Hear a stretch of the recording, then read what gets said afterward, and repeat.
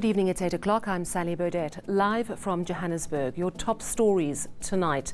The Auditor-General paints a grim picture of public spending in national and provincial departments and state-owned entities in the past financial year. My daughter has not done any business with the state. Public Enterprises Minister Pravin Gordhan denies EFF accusations against his daughter and warns that Commission witnesses could be intimidated if family members are targeted. We don't foresee that would, at this point in time, depending on the availability of our system and our units, not to have load shedding at all this week. Eskom says they think they can most probably keep the lights on for now, despite low coal stocks and rising debt. Money wasted, unwisely spent or simply stolen. Over 55 billion rand of taxpayers' money went down the drain in the 2017-2018 financial year. According to the Auditor-General's report, only 99 out of 434 SOEs, national and provincial departments, could provide quality financial statements and performance reports. But the AG says new measures are going to help stop the rot. Peladi Situsa reports. Auditor-General Kimi Makwetu paints a bleak picture in the audit report of the last financial year. There's been a decrease in the number of unqualified audits and a rise in unauthorized, irregular and fruitless and wasteful expenditure. Unauthorized expenditure is you've spent money that you were not really given. Fruitless and wasteful expenditure was about 2.5 billion.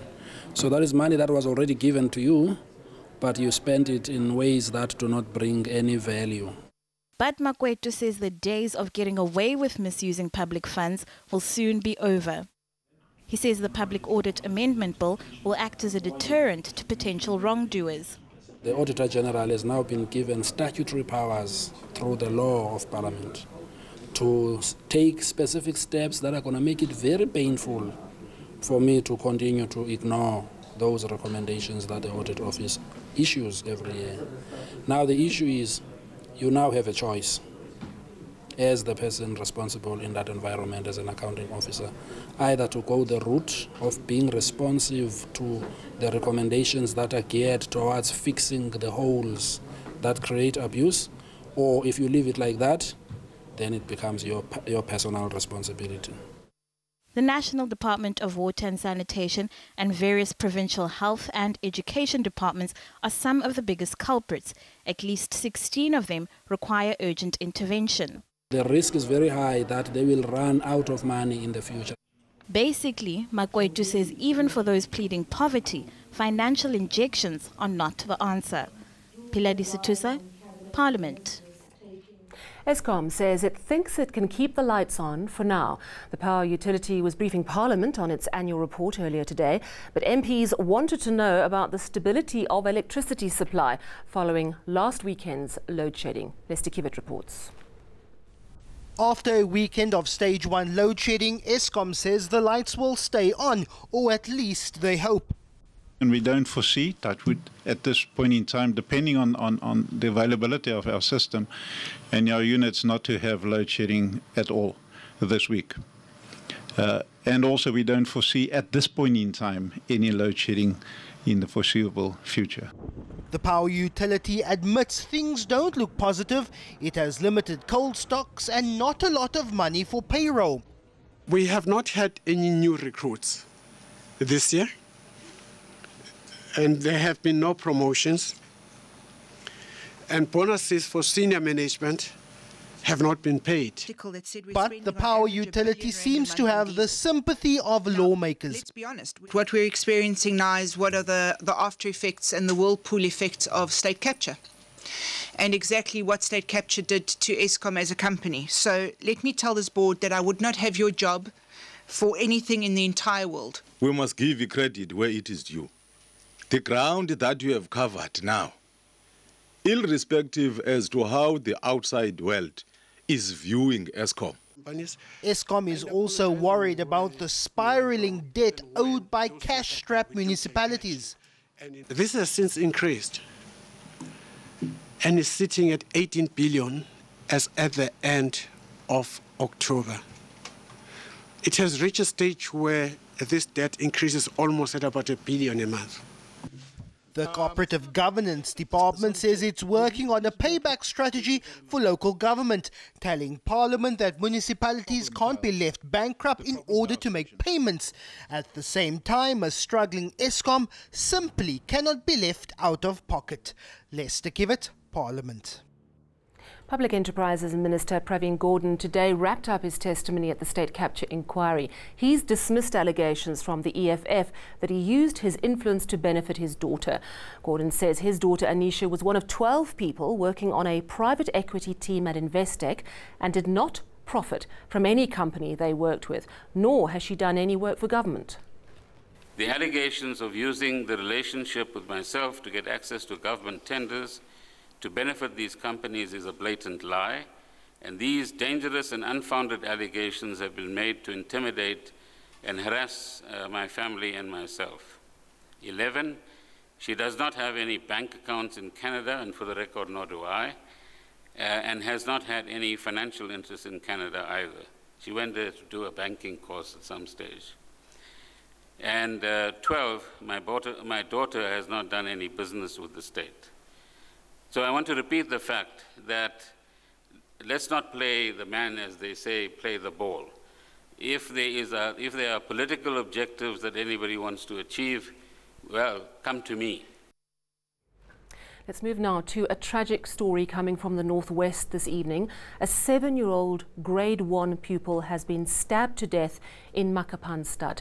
The incident happened at Dikeledi Makapan Primary School. And for more on this, we're joined now by the Northwest Police spokesperson, Colonel Adele Myberg. Good evening to you, Colonel. Thank you for joining us. Could you please tell us what happened? This little boy was stabbed at school, we understand, this morning. That's correct, Sally. Good evening, and also to all the listeners. I can maybe just mention that at about 8:30 this morning, the information that we have received, the initial info indicates that there was a teacher at the school outside with some pupils, and they were busy cleaning the yard when she heard a child screaming inside the boy's toilet. She apparently then ran to help this little boy and found the suspect busy stabbing the child. She then got help. They pulled the child away from the suspect and took him to a nearby clinic, but unfortunately he was certified dead on arrival at the clinic. This is an utterly horrific story. Can you confirm that a 17-year-old grade 11 pupil has been taken into custody for this crime?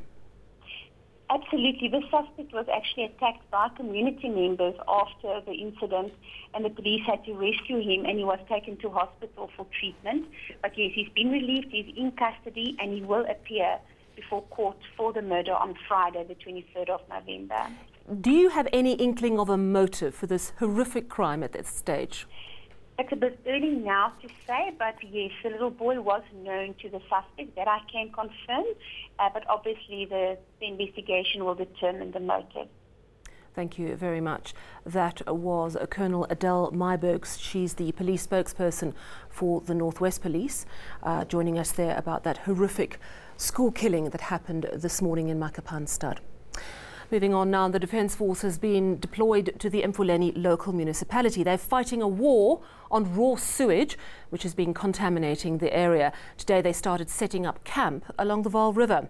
Poor waste management in the area has led to raw sewage flowing down the streets. Communities are complaining of contaminated water in their homes and a foul smell. SANDF engineers and other experts are now trying to fix broken infrastructure. The mission is expected to take about 12 months to complete. Just we are trained, and we are not trained with rubber bullets, unfortunately. It's live ammunition.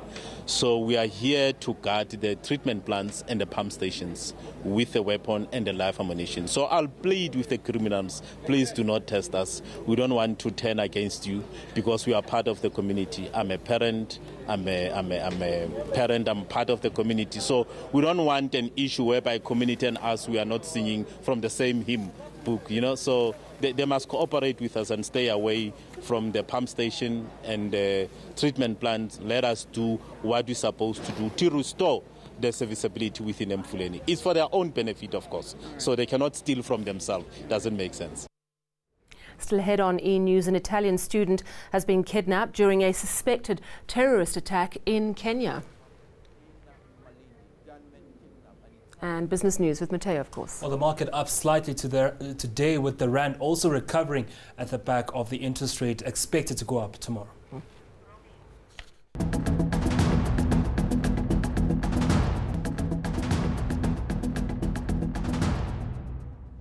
Here's Matteo Gariba with our business news. Good evening to you. And inflation figures are in and they're up, unfortunately. Definitely up at 5.1%, which basically means in terms of your grocery basket and well as the services that you are paying for, there's an expected rise. And of course, this is expected because of that high fuel price that we saw last month. They're actually a record high of a fuel price, and that of course has a knock-on effect on food inflation as well. So, but that driving up the inflation price to 5.1% could mean the Reserve Bank could raise rates tomorrow and interest rates tomorrow. But Wayne McCurry, an expert, actually spoke about some of the permutations that could be happening with the inflation price going up. Looking forward, what can we expect? Thank goodness the rand is stable and the oil price has fallen. So next month we'll see a petrol price fall. So that will be a positive for inflation going forward. But unfortunately, I think food is going to continue to rise, or will rise over the next year. And especially now, I've heard quite a few stories that the weather phenomenon called an El Nino is around, and that will affect our rainfall next year. Oh, it's very cheery, and the potential bad news continues. You mentioned that there's probably going to be an interest rate hike tomorrow. What are the experts guessing it'll be? Well, they're guessing about 25 basis points. We have the prime lending rate at 10% right now, so that would make it 10.25, and you know, that would really affect the repayment of bonds firstly, and the repayment of some of other loans that you have, be it your car or personal loan that you do have. But if you've been saving your money and the lending rate goes up, of course you get a bit more interest on your money. So if you're a good saver, it's good news, but if it's most South Africans that are in debt, then it's not so good news. And how are the markets today? Well, the markets were fairly good today, with the all share up 0.5%. Industrial is also up more than 1.5%, as Naspers got 3% share value today. Financial is also up on the day. Gold mining shares were up marginally, with platinum also flat today. Resources are closing the day in negative territory. And in commodities, the price of gold at $1,227 an ounce, and platinum up more than 0.5%, with Brent crude keeping low at $64.06 a barrel. The rand rallied today as news came in of that inflation price going up 5.1%. Analysts think that could push the Reserve Bank to raise rates, and the rand now at 13.87 against the dollar, at 15.81 against the euro, and also firm against the pound at 17.73. Thank you very much, Matteo Gariba. We'll chat to you again tomorrow. Let's take a look at stories from further afield now. And an Italian student has been kidnapped, and 5 others, including 3 children, have been injured in a suspected terrorist attack in Kenya. Authorities say about 80 heavily armed men raided a market in Makongeni. Now, they believe the men are linked to extremist group Al-Shabaab. The men escaped across the Golana River. The death toll in the California wildfires is now over 80. Between 700 and 1,000 people are still missing. The Red Cross has set up 18 evacuation centers, providing shelter to thousands of displaced Californians. Most of the fatalities are from Camp Fire, which is in northern California. Well, still ahead, we're going to go to Candice, who's standing by at our weather centre. Hi there, Candice, for our live weather report. And then a tradition that has survived the ages. 800 years later, it's still paddling strong.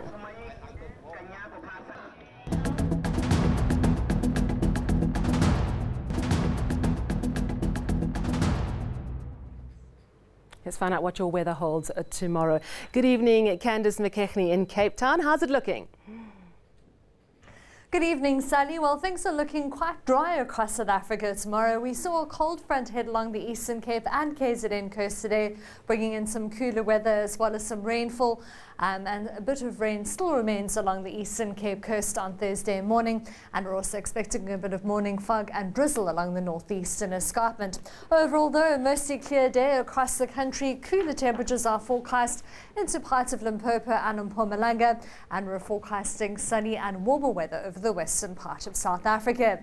Here's a look at your countrywide forecast. Fine and dry weather throughout the Northern Cape. Upington topping 34 degrees. Still quite cool in the morning over the southern parts, 26 for Sutherland, 31 as we head towards Prieska. Warmer temperatures are forecast for the Western Cape, Cape Town and Hermanus, both in the mid-20s, around 30 degrees for Worcester and Robertson, with quite a bit of cloud as we head towards George at 20 degrees. A few drops of rain remain for Port Elizabeth and Port Alfred, and that's mainly on Thursday morning. You'll see a cold start to the day across the interior, with quite a mix of temperatures throughout the province. Cloud remains for KwaZulu-Natal, with a few showers for Richards Bay, mild for Pietermaritzburg and Durban, both at 23 degrees. A bit of morning drizzle starts off the day in Bombela with a high of 25, and you'll see a maximum of around 30 with a dry day over the western parts. Cloud is forecast for Limpopo with some morning fog and drizzle into Zanin and Thohoyandou. Hot over the western part of Limpopo, and that hot weather also extends all throughout the northwest. 33 degrees for Mahikeng, Klerksdorp and Vryburg, with Zeerust and Rustenburg heading into the mid-30s. It'll be a dry day throughout the Free State, mostly clear for Bloemfontein at 28 in the afternoon, 26 as we head towards Bethlehem. Gauteng can also expect a dry day on Thursday, 30 degrees for Soweto and Johannesburg, with Vereeniging and Pretoria both warming up to 32 in the afternoon. As we head towards the end of the week, you'll see temperatures continuing to warm in the west. A cool day for KwaZulu-Natal standards, with cloudy weather and the chance of rain on Friday. We'll see thunder showers returning to the northeast on Friday, and by Saturday thunderstorms extend over the eastern half of South Africa. It'll be a hot day over the northern part of South Africa, with a sunny and pleasant day for Cape Town at 27. That's all from the Weather Centre for tonight. Sally, back to you in the studio. Thank you very much, Candice McKechnie. And finally, Cambodia is celebrating its annual water festival. The celebration is 800 years old. It's a Khmer tradition, and hundreds of thousands of spectators flocked to the riverfront to enjoy the boat race. 295 dragon boats with 19,000 oarsmen took part in the three-day spectacle. The festivities are held on the Tonle Sap River that runs in front of the Royal Palace.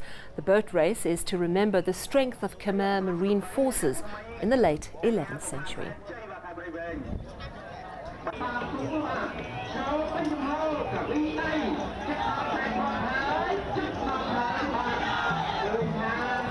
Let's recap your top stories this evening. The Auditor-General paints a grim picture of public spending in national and provincial departments and state-owned entities in the past financial year.